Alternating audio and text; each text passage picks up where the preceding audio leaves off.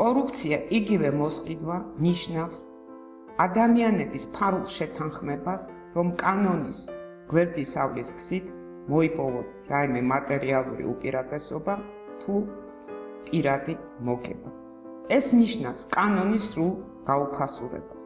ამიტომ იმ სახელმწიფოში, სადაც კორუფცია გამეფებული, კანონის უზენაესობა, კანონის წინაშე საყოველთაო თანასწორობა მიუღწეველი დაგვრჩება.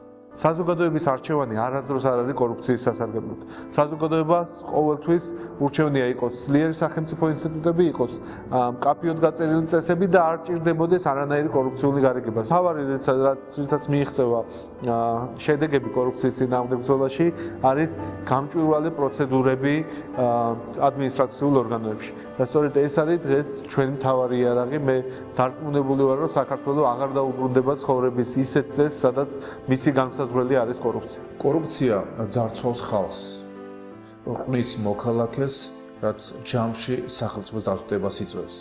ამიტომაც ყველა ხელისუფალის მიზანი უნდა იყოს ისეთ მგრძნობიარე სფეროებში, როგორიც არის სახელმწიფო და ადგილობრივი შესყიდვები, სახელმწიფო და ადგილობრივი ქონების პრივატიზაცია, შეუთავსებელი სამეწარმეო საქმიანობა, ჩინოვნიკების ქონებრივი მდგომარეობის მონიტორინგის ეფექტური სისტემის შექმნა ემსახურებოდეს კორუფციის წინააღმდეგ ბრძოლის მიზანს. კორუფცია საკმაოდ კომპლექსური, მრავალფეროვანი ფენომენია, ბევრი გამოხატულება აქვს. რა თქმა უნდა, პირველ რიგში ასოცირდება ქთამის აღებასთან, მაგრამ მხოლოდ ეს არ არის. ნათესაობის წინ წამოწევა პროფესიონალიზმთან შედარებით, სახელმწიფო თანხების ფლანგვა, საკუთარი თანამდებობის პირადი ინტერესებით გამოყენება.